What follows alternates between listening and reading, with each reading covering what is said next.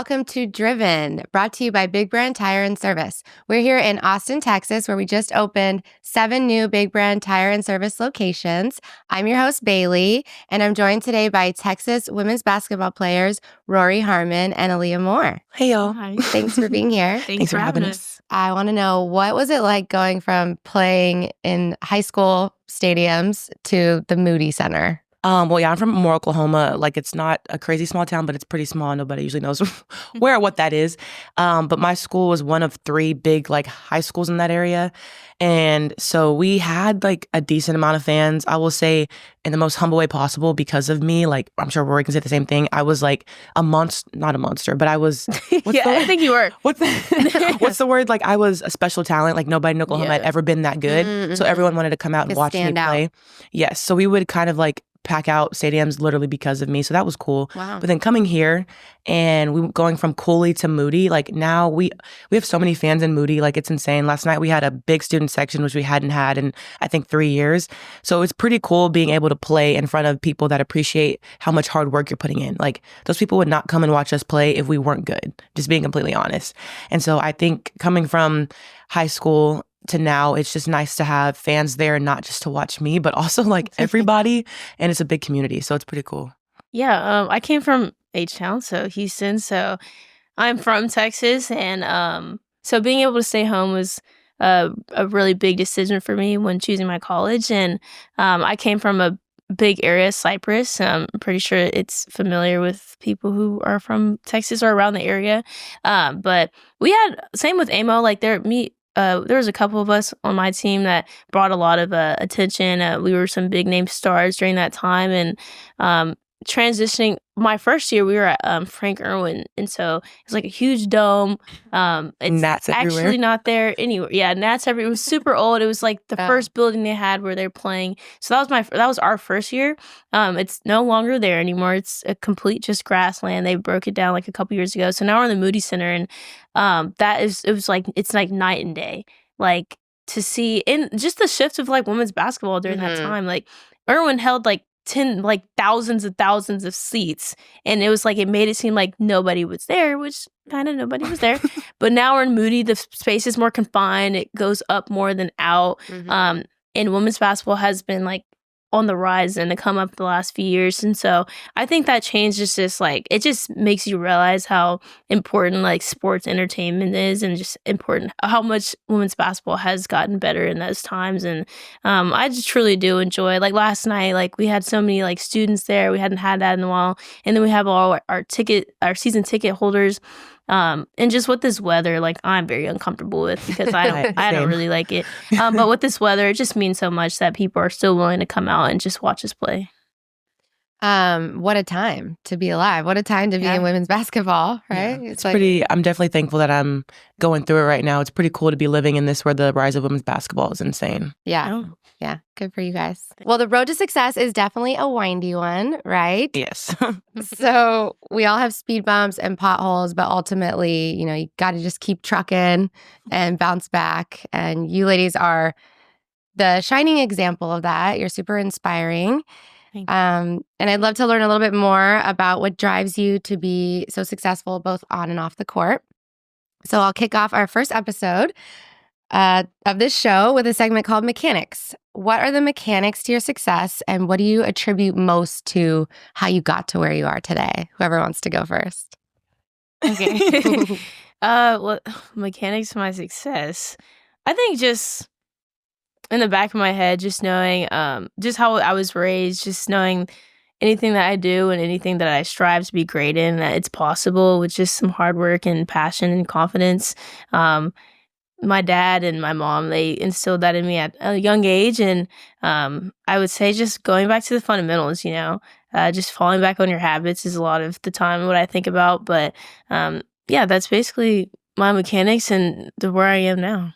I love that. Yeah, I kind of agree with Rory. Definitely my family is a big part of where I am today. I wouldn't be the person I am without, my mom, my grandma, everyone else, my little cousins. They all have a piece to the puzzle of who I am today. But I'll say my mechanics to my success as well, I guess just my values and the things that I believe in, and God. God is always number one in my life. I think my faith is definitely would not be where I am without God. So just a couple of the things have gotten me to where I am today.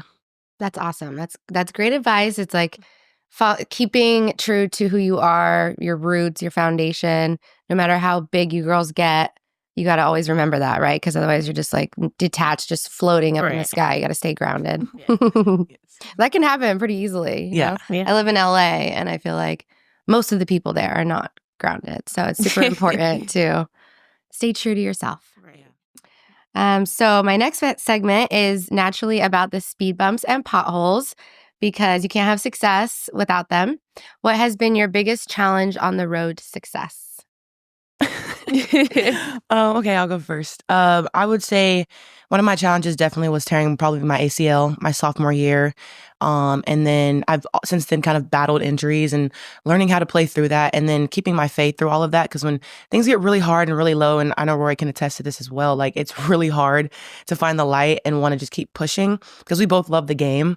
But some days I'm like, Lord, have mercy on my soul. Like, you know, the saying, God gives his, like biggest battles to his strongest soldiers. I'm like, God, how many more? Right. I'm about to be a strong soldier. Hello, I'm really strong, yeah. But no, it's when it gets difficult, kind of like when I went through my ACL tear, it was my first major injury. I'd literally never really been hurt until that happened.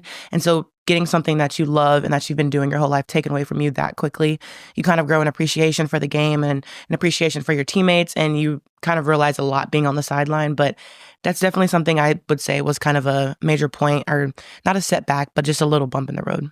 And you can't really rely on motivation always, right? Like you have to just be disciplined because a lot of days you're not going to have the motivation. Yeah. You got to like keep your promises to yourself. What about you, Rori?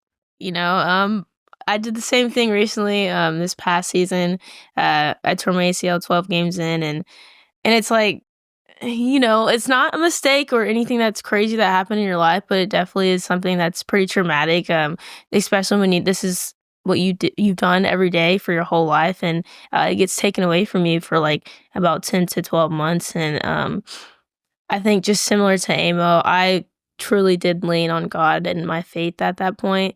I like changed my whole lock screen, and it says let go and let God. Yeah. And it literally has stuck with me ever since. And there were days were very challenging, and like Amo said, like, or what you said about just the motivation, like you didn't have any, but it was just like stay disciplined, stay the course. I knew I was gonna come back, but in that moment you're like, oh, I don't know, like I don't know if I'm gonna ever play a basketball again, blah blah. But here we are, we're both playing, we're both very successful.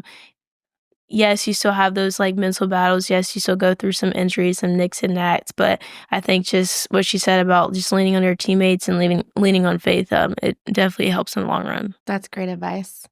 Yeah, and also it's like you appreciate things more when they get taken away from you. Yeah. So maybe you're just like on top of the world. You're like, oh, 12 games in, we're killing it. And then you're like, I can't play anymore. Whoa. Yeah. It's definitely unfortunate when that happens. But I think one of the things is just understanding that everything happens for a reason. That I have it tattooed on my body. I know it sounds cliche, but no, it's great.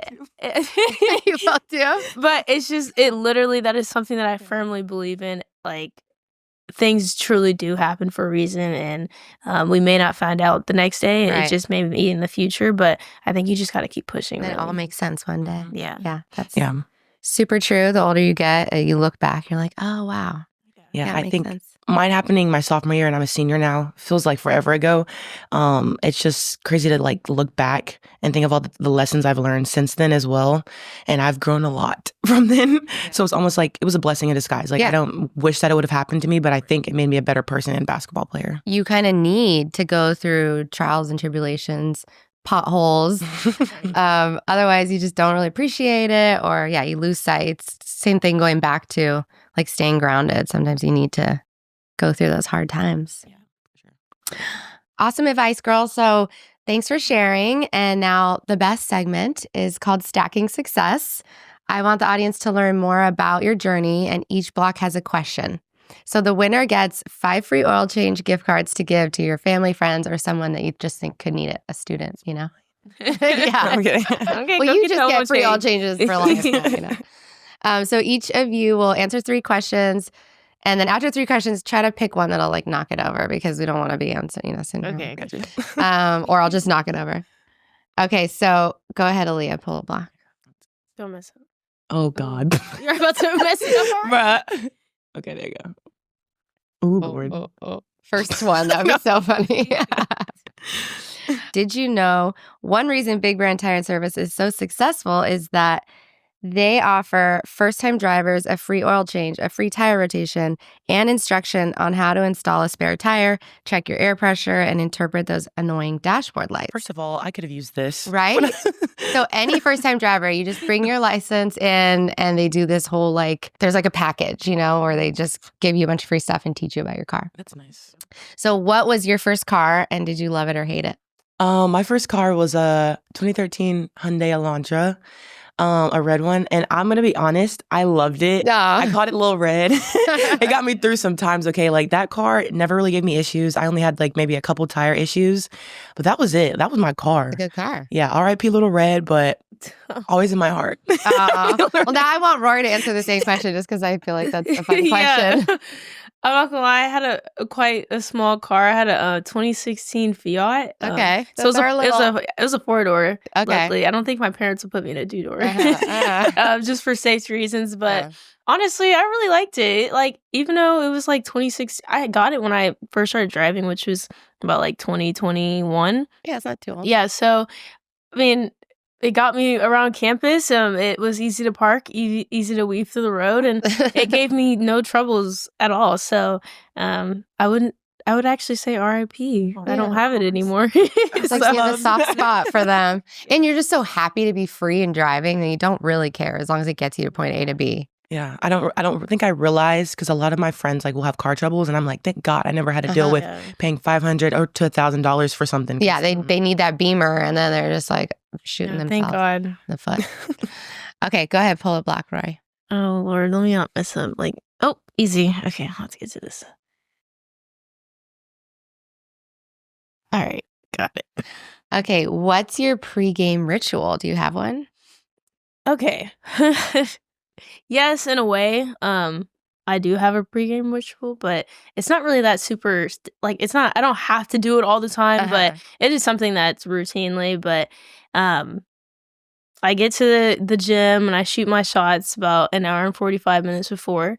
After I'm done shooting, or about 20 minutes, I go stretch with the same guy at home games because he doesn't really come to away games. So I stretch with him for 15 minutes.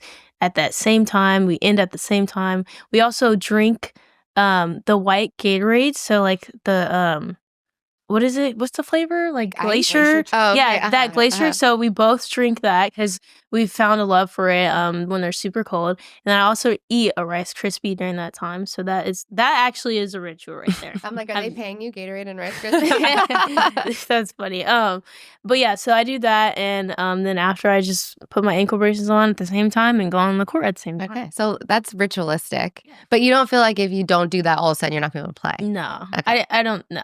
I try not to, get so connected to certain things because at the end of the day, some things don't happen. You may go through adversity and some, we may not get to the gym on time or there's not enough Rice Krispies that day. Yeah. So you can't get too connected to that. Glacier cherry. I know. Actually happened the other day. Yesterday, he didn't get to have his. I only had, it was only one left. And so it's more important that you have it. Yeah, that was really nice of him. But yeah, it's just, I don't want to get too connected to my rituals so where it's oh, I can't do this if this doesn't happen. So, life doesn't go according to plan all the time. Right, exactly. All right, pull a block. Okay. Unless you want to tell us what your pregame ritual is. Okay. It's I don't really have one, but people find this really funny. I always wear one of my socks inside out, whether it's one or both. He really does. Every day. That. That's a classic one that not that in particular, but people doing funny things like that. No, you definitely been doing that for a long time. Yeah, so that's superstitious, would you say? A little bit? Honestly, yeah. I feel weird without doing it. Yeah. I don't know. It's weird. Can you tell from the outside or looking that your sock's inside out or only you know? If I have my ankle braces on, no. But if I'm just walking around, our trainer or my teammates will be like, "Why do you have one sock inside out?" And I'm like, "Let me explain it to you again, guys. This is how I'm quirky, okay?" No, I'm just kidding. That's just how I do it. It works. It's all placebo effect. Yeah, it is. I don't know why I do it. It's just, oh Lord. That was impressive. Okay, let's see. That hand-eye coordination. Also, you don't have to answer the questions. You could say next question. But I'm just going to say, what is the cringiest or most embarrassing thing that happened to you during a game, and how did you You bounce? have to answer. I'm not answering. Yes, please. Amo. Maybe you don't This have is your one. time Maybe to you've shine. never I been definitely have cringe. one. Okay, this. Okay, guys. Okay. To other people, this might be like really, really embarrassing. For me, I'm over it, and it was more of a funny moment. But It's funny for me. You got to laugh, as time goes by. in our game last year, we were playing Alabama, and like This is an NCAA tournament, right? Like one that a really important second game. round. It was Okay. it was packed out. We were playing well though. We were winning. I was playing well, so it was okay. But I think somebody threw me the ball down low, and this girl. Oh no! I'm sorry. Okay, the whole thing did not come off, guys. I'm sure you can assume what I'm about to say. Yeah. My hair, it did not come all the way off, but it got pushed a little bit back. But it's okay. Oh, no. She swung and got me really good, and like my headband went back, and I was like, and so what's funny is the game kept going though, like it was a turnover. So we're on defense, and I'm just like standing there, and I'm like, what do I do in this moment? So literally I take off and I run through the tunnel. I fix myself. I come back. Turns out my team got the defensive stop 4-on-5. And my coach calls a timeout because all our assistants are like, Amo's gone tonight. Did they know why? Or they just Yeah, like, some of them did, yes. okay. He did it. He didn't. So he was mad. He was like, where's Amo? Why are we 4-on-5? And I come back and like the crowd just goes insane. And I'm like, come horns. And he's like, focus. Yeah, I literally, oh my God, me telling that story. I can't believe that you can even play a game like that. Like, I would think that would happen all the time, actually. It does. And girls have way worse stories because it happened to a girl when we played them. Yeah. But I was lucky it was not on national television. Like it literally, the TV was going the opposite way. So only if you were there and like looking at me, you knew it happened. But it could have been way worse. And I literally went to the back, hurried up, fixed my headband, came back, and it was just so funny. Smooth. Yeah. I think That she was learned smooth. a lesson of that moment, low key. Never do insult your hair like that. Yeah, I'm trying to think, like, can you invent something for basketball players Oh where it my like God. stays and it can't come off? You know? It's like a chin strap. Sew-ins help. Sew-ins help, guys. Don't wear wigs during the game. Sew-ins help. Okay. But yeah, that's my story. Yeah. That's a good one. Whatever. Do you- Okay. Okay, Dax, you pull a block then. I don't think I could beat that. I knew I was going to get that question. I was just waiting on it. You did. That's a good, you had an answer for I it. finally am brave enough to pull a side piece. What is your go-to hype song right now? Oh my goodness. Like, do you have one that you like Okay. to listen to every day? So I'm like I love old R&B and rap so much. I think because my parents listened to that as like, growing up when me and my brother were little. But right now I'm into Lil Wayne, all his Lil Wayne songs. So from good. Way within like 2003. A Millie Mm-hmm. is one. Mr. Carter. Uh-huh. And then 6'7". Those Nice. are like my three right now that I'm just going to because it's like, how can you be that great of a lyric? Like, how can you, the way, when you listen to what he's saying, it's so incredible how he puts all those words together. So Yeah, and his yeah. sound is so unique and Yes. just like love it right can now. never be imitated. Nope. Do you have one? So I love music. And I'm like Rori. I'm not listening to like hip hop rap before a game. Like you might see me like over there like this, but it's probably slow R&B. It's the funniest thing. I love R&B. I love old school. I love like what we listen to now. But my favorite song, that's so hard. Honestly, one by Lil Wayne because you got me thinking of him. Let It All Work Out. I probably listen to that. I listen to day. that right in the morning when I'm getting ready. Yeah. So yeah, thanks for And kind of also it tells his story of what he went through, and so it's just like it could always be worse, and just keep pushing. And does the like PA ever play the songs that you tell them to play before a game? We're gonna work on it. We need more communication. You know, communication. It's got to be, the phone works both ways, so we gotta. But he does play really good music. That's good. I think we need to probably incorporate some of the songs we just said. For sure. Yeah. Like I know baseball, they have like their walk-on definitely song. need to do right? that. I wish we had like our own song. Yeah. I know, but It can throw you off or it can make like hype you up. Yeah. Right. Okay. Next block. Okay. Is that Oh the no! questions? Wait. Did you? We'll do one more each because Oh. these questions are fun. Did you go first? No, I think it was me. You just Yeah, got one you from the go. side. You go. Yes. Yeah. It might just knock over too. Or do one more. Let's do one more each Okay. because I feel like we talk fast. And then she gonna put it. Like I set it up too for you hard. perfectly. Okay. What advice do you have for young girls who dream of being a college basketball player? Okay, I'm going to say this is kind of different from basketball, but academics is very important. I don't think young girls understand we're not here at the University of Texas just because we can hoop. Like, yes, that was a big part of the reason why we came here, but we also got in because we have good grades. And we would not be here if we did not have good grades. And really locked in high school and junior high, or up until the point where we got. And then we're actually, me and Rori graduated in 3 years both, so we're actually getting our masters early. Yes. Wow. So academics is big, guys. Like, the ball will eventually stop bouncing, and you never know when. And just like we said, we both went through injuries. Like, you could have a career-ending injury. Like, you got to have something to fall back on. So please get your education. And my second thing would honestly just try to be as versatile as you can when you're working on your game, because the more versatile that you are, I feel like the more highly recruited, you have a chance of getting recruited higher than maybe other players. And that, no matter what size you are, like, obviously I'm taller, Rori's smaller, but there's different things that we can do that added to our game. And I feel like that's part of the reason why we're here. And I feel like no matter how small you are, no matter how tall you are, you have a chance. So just make sure you work on that and then get your education. That's such good advice. Are you guys close in real life? I feel like you're really good friends. Oh, we're pretty good friends. I mean, me and her have been, we came in together. Yeah, we've been here 4 years together, never left. Yeah. So we've seen it all. We've been through the trauma. I mean, like we've been through the same injury.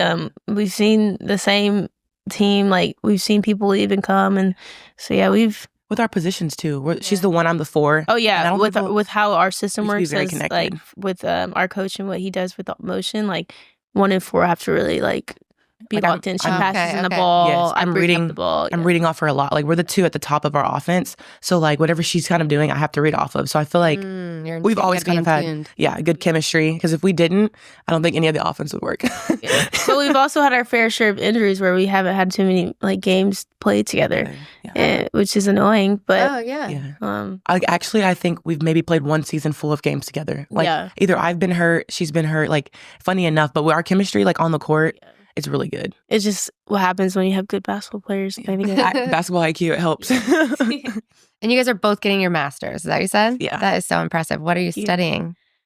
You got it. Oh, sports management right now. Okay, I graduated in kinesiology and health. Nice. What about you? I'm like sports comm. I want to go into broadcasting, so kind of that realm. Nice. So you're starting your podcast. That's a good way to I am. I've had one. Segue. I've had one going since last year, I want to say, and I really loved it. Kind of took a break this year because I had a lot going on, but hopefully getting that kicked back up. I saw you on YouTube Shorts in a podcast, but I didn't realize it was yours. It probably was. What's it called? More Access. Nice. Yeah. Oh, I love that. Spotify, Apple Music, you can find it. Yeah, I'll link it in this episode. Thank you.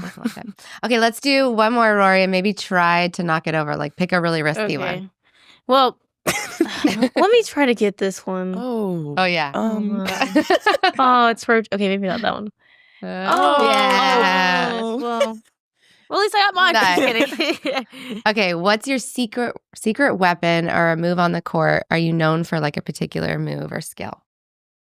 Good question. I have my answer. I want to know if you're going to say the same thing I'm going to say. Yeah, maybe it's a secret weapon and you don't want to divulge that information. I can ask you a different question. I mean, at this point, you can know what it is, but if you can guard it, that's really the question. Period. No, but I think, man, I can't. I have like a really good hezzy pull up. Going left, going right. Yeah. I would say that's like one of my go-to moves. It's usually like a move into a pull up or I guess I can't really use a whole bunch of basketball terms without. You can. It's like a head fake, maybe, and like a show shot and shoot it again. But also, I think some other things that I could really bring to the table is just being a point guard and facilitating the ball and like seeing the court really well. I think that could be like that's like a bigger weapon than just like my offense. I think facilitating and like reading defenses and making my teammates open. I think that's really what like puts a damper on other teams. And one thing about Rori, I know they say small people are fast, but like Rori is her change of speed. She gets me sometimes because like I'll think she's about to slow down and I'm like in the way. Yes, literally yesterday in the game, I'm like, okay, she's about to slow down. She takes off and I'm like, let me get out the way. Her change of speed is absolutely insane. Thank you. And I feel like she said, her like change of speed, hesitation into her pull up. Like it's so hard to guard even taller players because as a taller player, you like the minute she hesitates, you rise up, and because we're so tall, it takes us longer to get back down. So yeah, her my hesi speed pull up was is tested yesterday. We were playing against some speedsters too. and we were pressed the whole game, but she did a great job. And I'm telling you, I just ran back because I was like, she'll break the press. Go through all of them. It was fun though. I'm not gonna lie, it's fun to be able to sprint again. Like I said, I did tear my ACL. I just had surgery like this month last year. Wow. So I'm like a year post-op. So just being able to like sprint that fast again, and I even have like a huge brace on my knee. Like it just feels like I'm on top of the world. So it's nice. So it was impressive. nice. Yeah, amazing. Thank you. Good job. Well, this has been so fun. Thank you, Rori and Aaliyah, for hanging out you. with us. Let's go meet the kids at Lamar. I know there's a bunch of people waiting to see you and get your autograph, take your selfies. Nice. I'm excited. Thank you so much for Yes, having us. thank you. It's so fun. Thanks. All right.